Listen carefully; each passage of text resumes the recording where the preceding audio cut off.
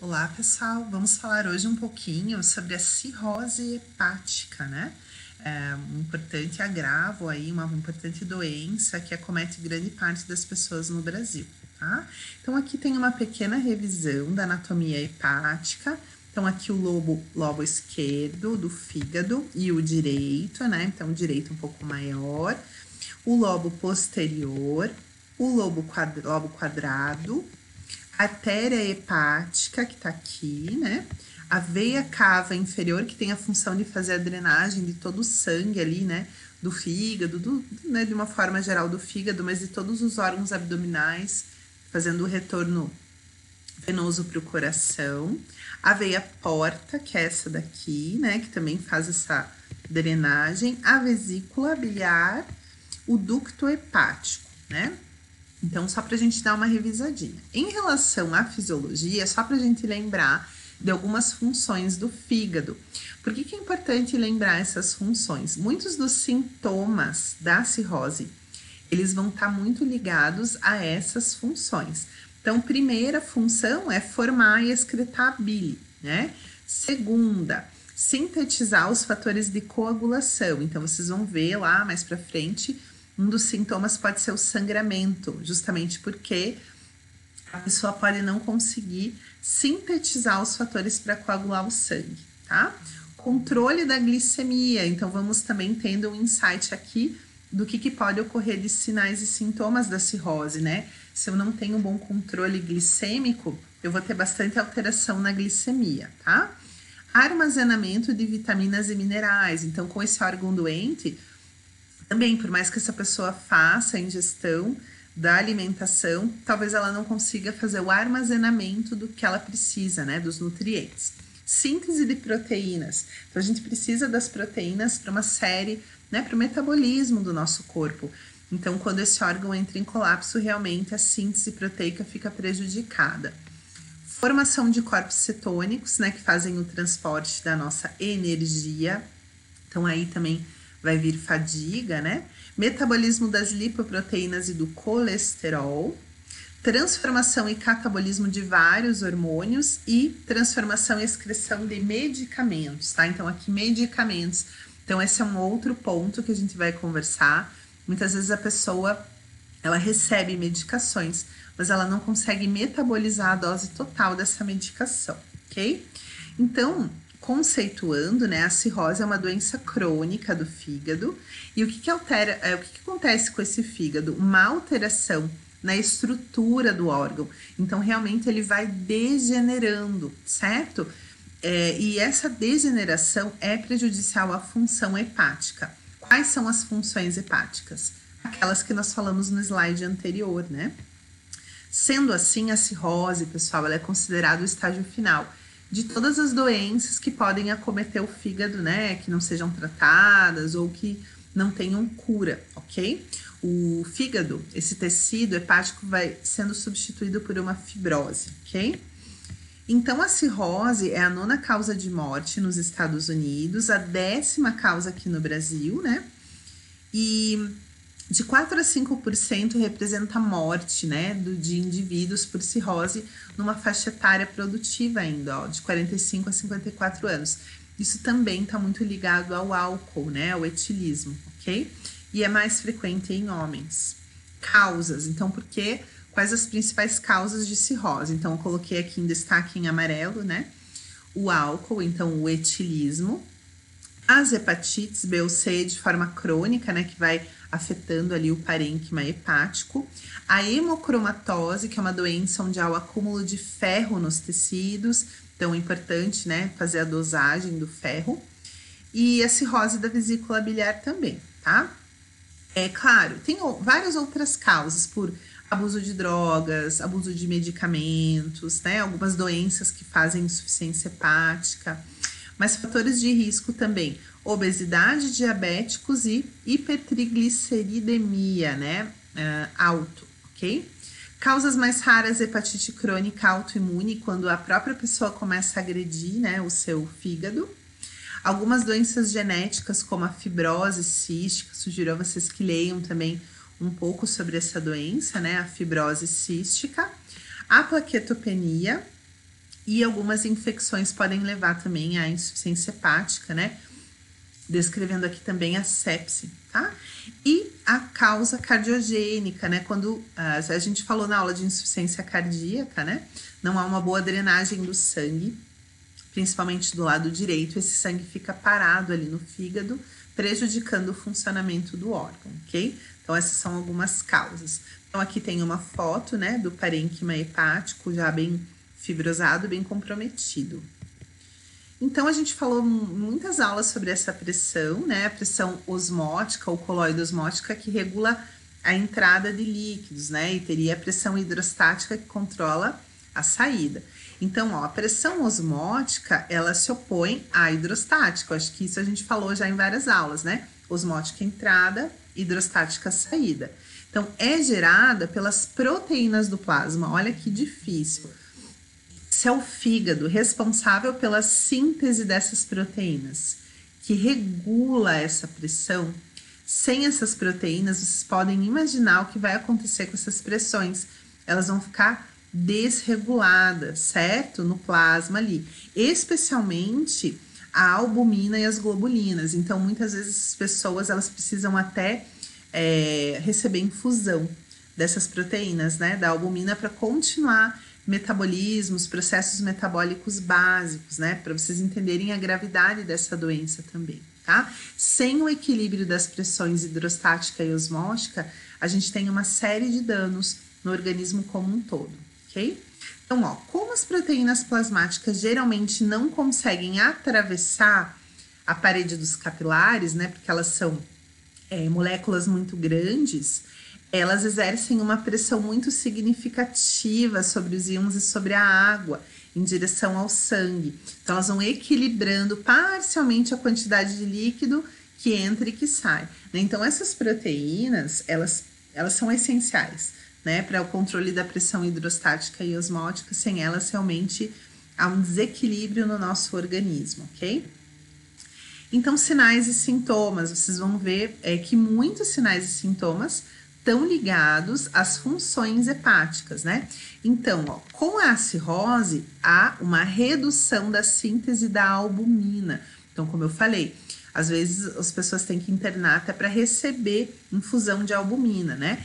Quando eu tenho queda na albumina, eu tenho queda da pressão coloide osmótica, que é a entrada dos líquidos nos meus capilares, né?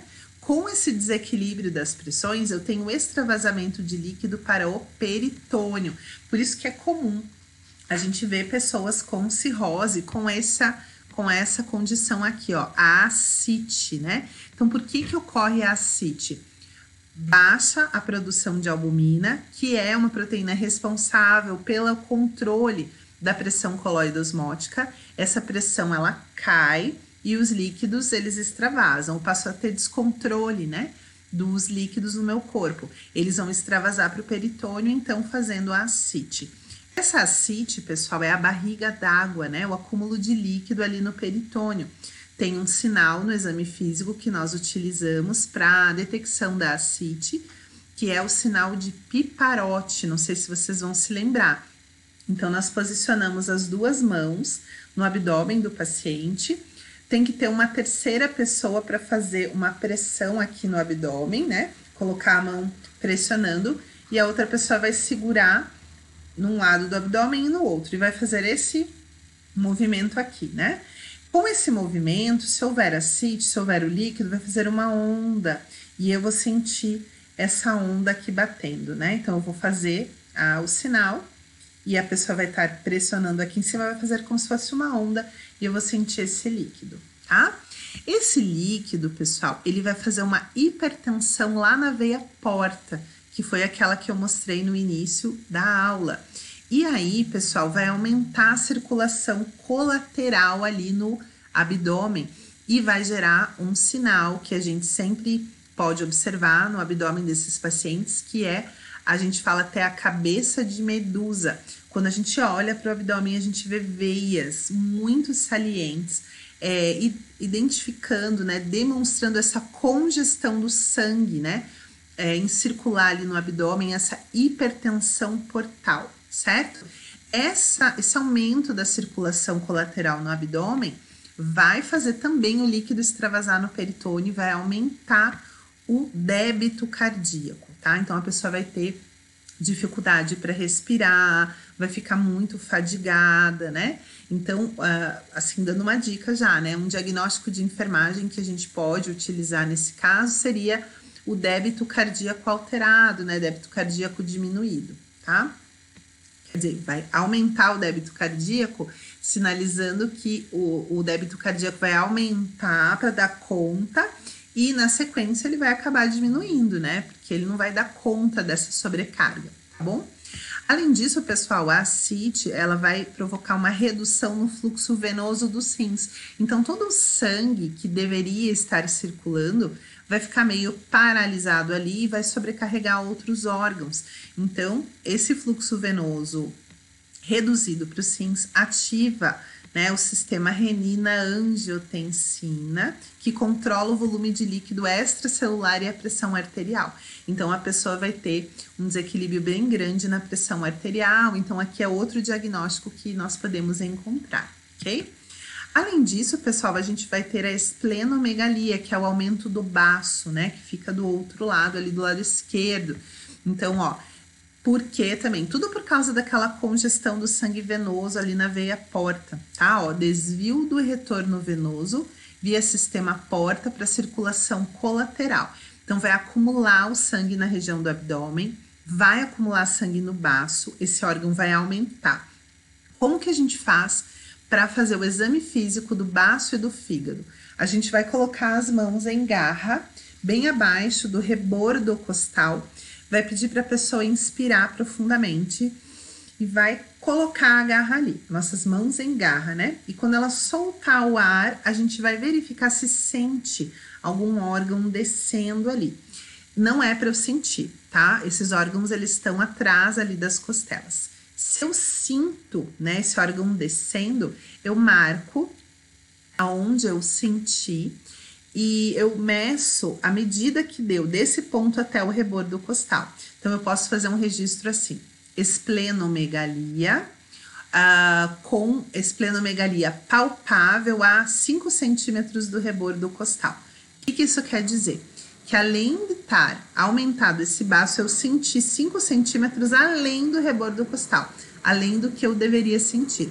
E no fígado a mesma coisa. Então, hepatomegalia, vou fazer as minhas mãos em garra. Se o órgão desceu, eu vou medir essa distância que eu senti do rebordo costal, a 3, 4, 5, 10 centímetros.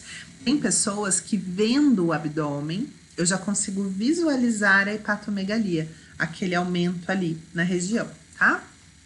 Então, esse acúmulo de sangue no baço, ele vai fazer também com que o órgão aumente, né?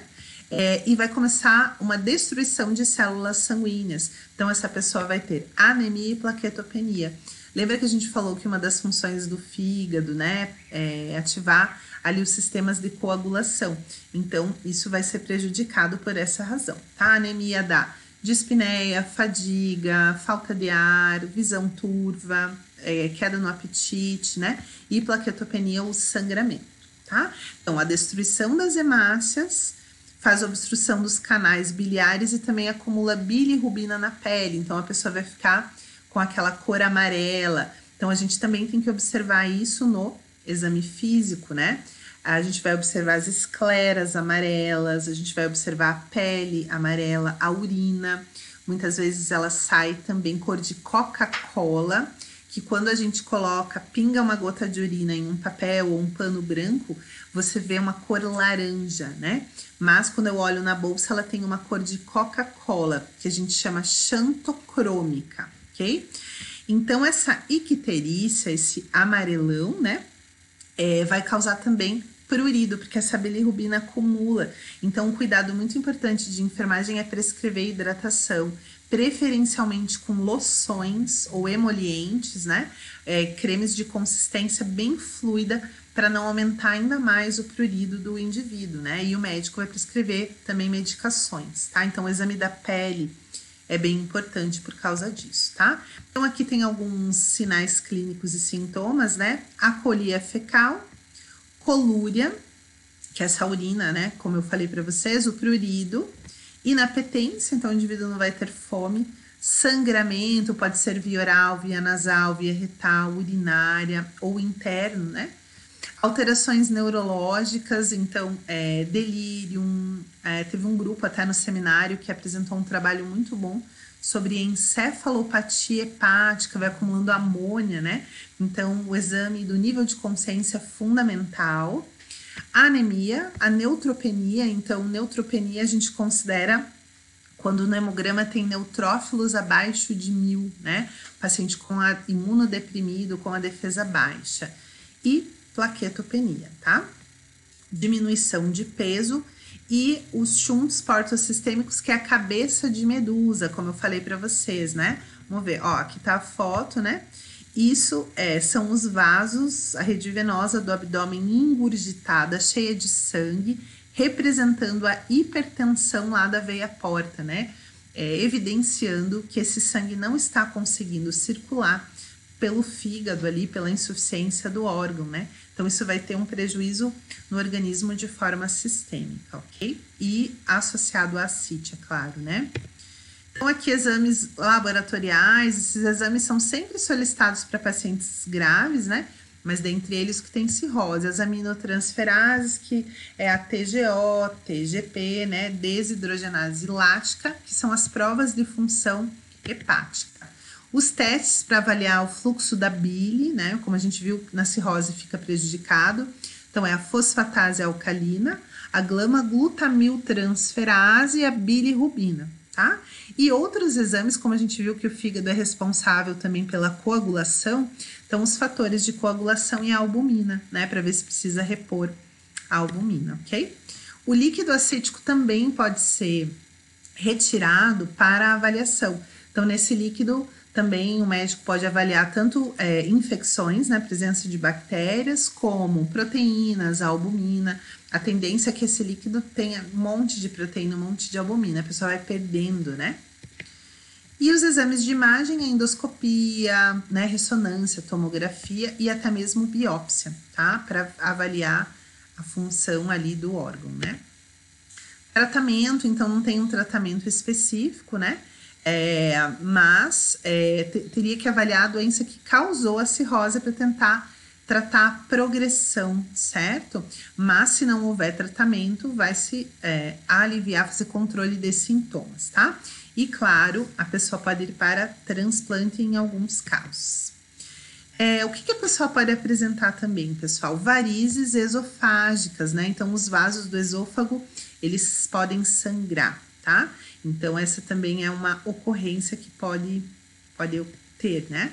A ascite, como nós falamos, que é a barriga d'água, né? Então, recomendações. Uma dieta livre de sal e de álcool.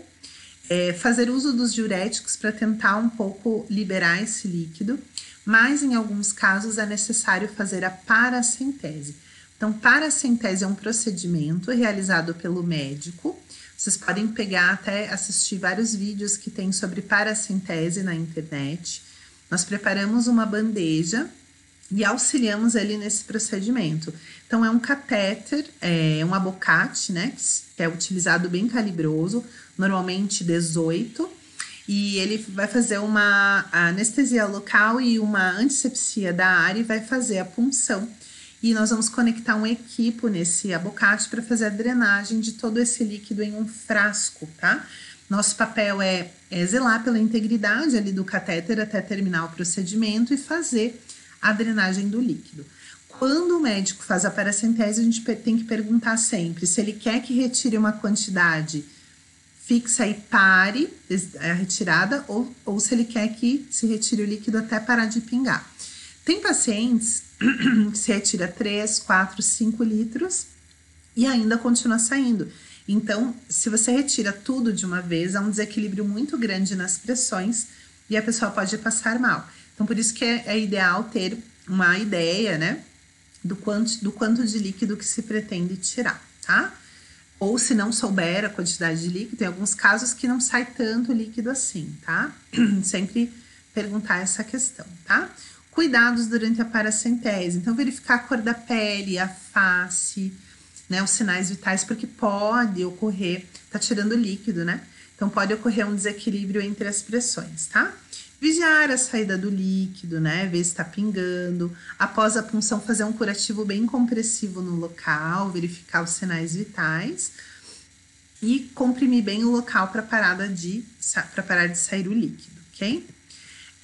Aqui, pessoal, então, a encefalopatia é restringir proteínas e fazer laxantes. Eu lembro que o grupo que apresentou o seminário sobre isso fez um trabalho maravilhoso e eles falaram muito dessa questão do laxante. Um dos mais utilizados é a lactulona. Então, às vezes a pessoa está com diarreia e a equipe de enfermagem fala, não vou dar essa lactulona, mas a lactulona pode ser também para prevenção, né, ou até tratamento da encefalopatia hepática, tá? Então, aqui dando destaque que o único tratamento definitivo é o transplante de um doador cadáver, né?